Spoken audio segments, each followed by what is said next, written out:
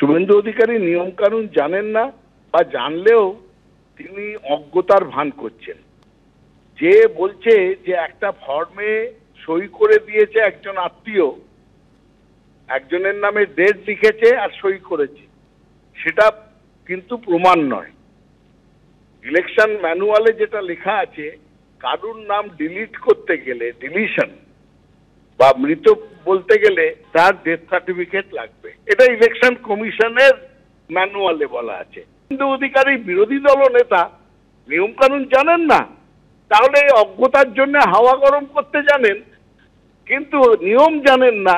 এটাই হচ্ছে শুভেন্দু অধিকারীর বিশেষত্ব। চলে আসি পরের খবরে। যাদবপুরে রেজিস্ট্রার নিয়ে শাসকের অন্দরেই সংঘাত। যাদবপুরে নতুন রেজিস্ট্রার ওয়েবকুপার প্রাক্তন সহ সভাপতি সেলিম বক্স মন্ডল নতুন রেজিস্ট্রার কাজে যোগ দিতেই ওয়েবকুপার অন্দরেই অভিযোগ আসছে। উপাচার্য জানিয়েছেন সেলিম বক্সের নিয়োগে চাপ দিয়েছেন শিক্ষামন্ত্রী। এমনই অভিযোগ উচ্চশিক্ষা সংসদ চেয়ারম্যানের নমিনি মনোজিৎ মন্ডলের। ঠিক কি হয়েছে জানবো। কৃষ্ণেন্দু অধিকারী এই মুহূর্তে টেলিফোনে রয়েছেন। কৃষ্ণেন্দু, কি কারণে এই সংঘাত তৈরি হচ্ছে?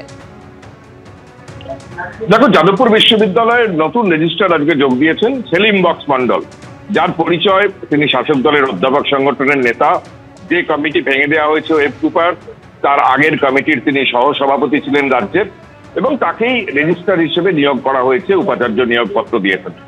সেই রেজিস্ট্রারকে নিয়োগ দেওয়ার পর শাসক দলের অন্দর থেকেই একটা প্রশ্ন উঠেছে। যিনি প্রশ্ন তুলেছেন তিনি উচ্চশিক্ষা সংসদের চেয়ারম্যান, অর্থাৎ শিক্ষামন্ত্রীর নমিনি। এবং সেখানে যে প্রশ্ন উঠেছে যে শিক্ষামন্ত্রী চাপ দিয়ে ওই রেজিস্ট্রারকে নিয়োগ করতে বলেছেন উপাচার্যকে, এবং উপাচার্য সেই কথাটাকে জানিয়েছেন, এবং সেই তথ্য তিনি উপাচার্যকে জানিয়েছেন। এবং শাসকের অন্দরেই যাকে নিয়ে নিয়োগকে নিয়ে বিতর্ক উঠেছে এবং শিক্ষামন্ত্রীর হস্তক্ষেপের অভিযোগ উঠেছে। যদিও শিক্ষামন্ত্রী দাবি করেছেন তিনি গোটা বিষয়টা জানেন না, এটা একটা অভ্যন্তরীণ বিষয় যাদবপুর বিশ্ববিদ্যালয়। উপাচার্য দাবি করছেন যে এরকম কোনো ঘটনা ঘটেনি। কিন্তু যাদবপুর বিশ্ববিদ্যালয়ের একজন রেজিস্ট্রার নিয়োগ, যে রেজিস্ট্রার নিয়োগে রাজনীতিকরণের অভিযোগ উঠছে, এবং সেই অভিযোগ শাসক দলের অন্দর থেকেই উঠছে। সেই শিক্ষক সংগঠনেরই নেতা তিনি অভিযোগ করছেন যে এই নিয়োগ ঠিক নয়, এই নিয়োগ বেআইনি, এবং এই নিয়োগে উপাচার্য তাকে জানিয়েছেন যে শিক্ষামন্ত্রী চাপ দিয়েছেন, তারপর নিয়োগ হয়েছে। সব মিলিয়ে শাসক দলের অন্দরেই একটা সংঘাত। যদিও শিক্ষামন্ত্রী বারবার জানাচ্ছেন যে এই ঘটনার সঙ্গে তার কোনো যোগ নেই, অভ্যন্তরীণ বিষয়ে তিনি কিছুই জানেন না। ধন্যবাদ কৃষ্ণেন্দু। ওয়েবকুপার প্রাক্তন সহ সভাপতি সেলিম বক্স মন্ডল তিনি নতুন রেজিস্ট্রার হিসেবে কাজে যোগ দিতে ওয়েবকুপার অন্দরে কিন্তু অভিযোগ সামনে আসছে। আর উচ্চশিক্ষা সংসদের চেয়ারম্যান নমিনি মনোজিৎ মন্ডল তিনি অভিযোগ করছেন যে উপাচার্য জানিয়েছেন সেলিম বক্সের নিয়োগে চাপ দিয়েছেন শিক্ষামন্ত্রী। সেলিম বাবু নিয়েছেন বা অন্য কেউ নিয়েছেন, এটাতে ইসির কোনো অনুমোদন নেই। বলছিলাম যে আপনি আজকেই দরকার হলে এক ঘন্টার মধ্যে এমার্জেন্সি মিটিং কোন কারণে, কারণ স্ট্যাটুটরি ক্রাইসিস হয়ে গেছে। আর ইসি না চাইলে আপনি ইসি মিটিংও ডাকতে পারবেন না, কারণ এখন কোনো রেজিস্টার নেই। ইসি মিটিং ডাকে কিন্তু register with the permission of the vice chancellor. কিন্তু ইসি যদি মেম্বাররা বলে যে আপনাকে এম্পাওয়ার করা হচ্ছে, we can set our own rule. উনি সেটা করলেন না, আমাদেরকে কিছু জানালেন না। Comes first, the vice chancellor May appoint a teacher or an officer to act as a temporary or acting registrar. পরিষ্কার লেখা আছে, ইসির কোনো অ্যাপ্রুভাল নেই। শিক্ষামন্ত্রী আর এই মাননীয় সেলিমবাবু আর উনি একটা কনফারেন্স কল করে বলেছেন, ওনাকে বলেছেন যে ওকে রেজিস্টার করতে হবে না। আর এটাও বলেছেন, একবার বিকাশ ভবনে আমি জয়েন করার পরে দেখা হয়েছি, তখনও বলেছেন রেজিস্টার করতে হবে। এবং মেম্বাররা সবাই আমরা যাচ্ছি, কারণ এই সিদ্ধান্ত কোনো অ্যাপ্রুভাল নেই। উনি যা অ্যাকশন নেবেন, 1 ঘন্টাও যদি বসে থাকেন রেজিস্টারের চেয়ারে, সেটাই তো বেআইনি হবে। এবং ইমিডিয়েটলি ইসি মিটিং ডাকা হোক, ইসি মিটিং ডেকে যদি মনে হয় যে একে করতে হবে, উনি করবে, ইসি করবে। অ্যাপ্রুভাল তো নিতেই হবে, তাছাড়া তো কোনো ফাংশন করতে পারবেন না, এটা তো আইন। যদিও এই অভিযোগ উড়িয়ে উপাচার্যের পাল্টা দাবি যে কোনো চাপ দেননি শিক্ষামন্ত্রী। দিক থেকে কোনো প্রেসার ছিল না, কোন রকম কেউ আমাকে কোন রকম প্রেসার দেয়নি, বিন্দুমাত্র কোনো প্রেসার ছিল না। একাধিক অপশন ছিল, একাধিক নাম নিয়ে আমি পর্যালোচনা করছিলাম। যেহেতু একটা ক্রাইসিস পিরিয়ড, তার জন্য আমি এটাকে 10/6 যে ক্লজটা, যেটা হচ্ছে যাদবপুর ইউনিভার্সিটি অ্যাক্ট 1981-এ ভিসিকে যে পাওয়ারটা দেওয়া রয়েছে, সেই পাওয়ার আমি অ্যাপ্লাই করে 10/6 ক্লজে আমি কিন্তু সেটা এই রেজিস্টার নিয়োগটা টেম্পোরারি, পিওরলি টেম্পোরারি, আমার অর্ডারেও বলা আছে পিওরলি টেম্পোরারি বেসিস, এবং এটা শুধু 2 মাসের জন্য করা। এই জাতীয় তথ্য যদি কেউ তথ্য বিকৃতি করেন, তার দায়িত্ব কিন্তু আমার নয়। শিক্ষামন্ত্রীর দাবি বিশ্ববিদ্যালয় অভ্যন্তরীণ বিষয় তিনি কিছুই জানেন না, আর রেজিস্ট্রার বলছেন উপাচার্য নিজের ক্ষমতা বলে করেছেন, বাকি বিষয় কিছু জানেন না। কে সুপারিশ করেছে, কোথায় করেছে কিছু জানি না। আমি একটা চিঠি পেয়েছি, যাদবপুর বিশ্ববিদ্যালয়ের উপাচার্য আমাকে বলেছেন যে ফর টেম্পোরারি অ্যারেঞ্জমেন্টের জন্য তিনি 2 মাসের জন্য বলেছেন যে একটা অ্যাক্টিং একটু দায়িত্ব সামলানোর জন্য আসুক কয়েকজনের জন্য। তো আমি একজন শিক্ষক, এই যাদবপুর বিশ্ববিদ্যালয়ের উপাচার্য মহোদয় যদি কোনো একটা অর্ডার করেন সেটা আমি মানতে বাধ্য। ফলে সেই উপাচার্যের অর্ডারের বলেই, নোটিশের বলেই আমি এইটুকু কাজ করার জন্য যোগদান করেছি। আজকে ইসি মেম্বাররা বলছে ধর্নায় বসবেন, আমার কাছে জানা নেই। না এইটা হলে কি বলবেন? সেটা তাহলে ইসি মেম্বারদের কোনো যদি বক্তব্য থাকে নিশ্চয়ই সকলেরই সব অধিকারীরা আছে, তো সেটা আমার জানা নেই। কী জন্য বসবেন সেটাও আমি কিছু জানি না। আর যদি যেখানে বসবেন বা যাদের সঙ্গে কথা বলবেন তারা নিশ্চয়ই এই প্রসঙ্গে বলবেন। একদিকে এসআইআর প্রক্রিয়া চলছে এবং তার সঙ্গে সমান তালে চড়ছে রাজনীতির বারুদ।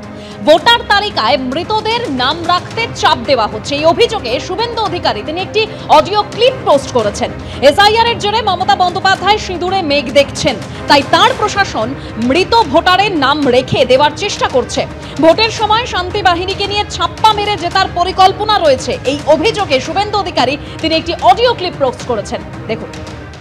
করা দরকার নেই, তার ওই আমার বাবা তো মারা গেছে, আগের বছর মারা গেছে আমার বুথের। উনি বললো যে ডেথ সার্টিফিকেট লাগবে, আমি আজকে সকালে ডেথ সার্টিফিকেটটা দিয়েছি, বুঝলেন।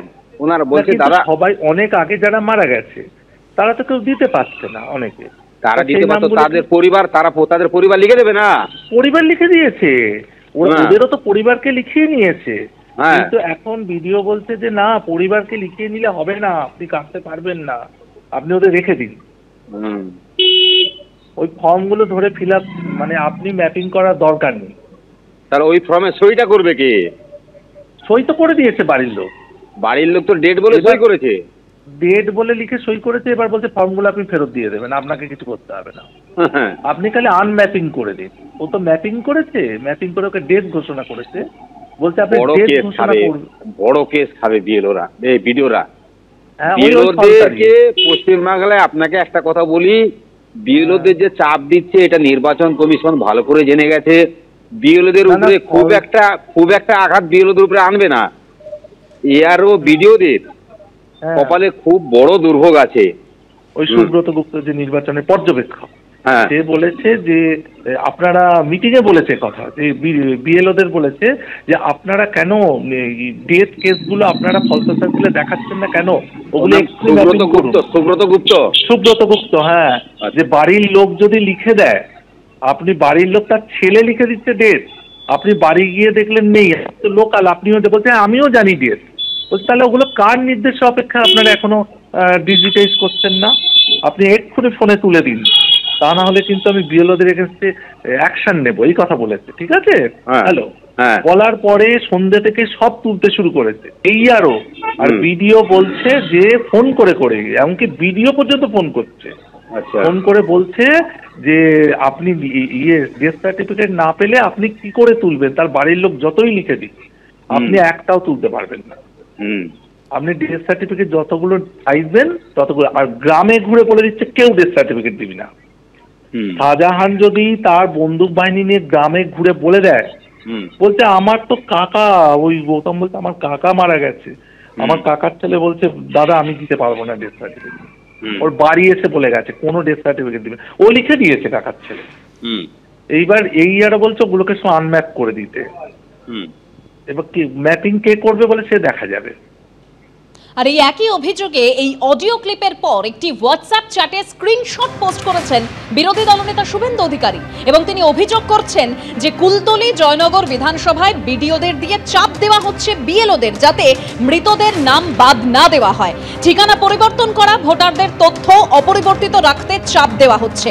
সোশ্যাল মিডিয়ায় এই অভিযোগ করেছেন বিরোধী দলনেতা।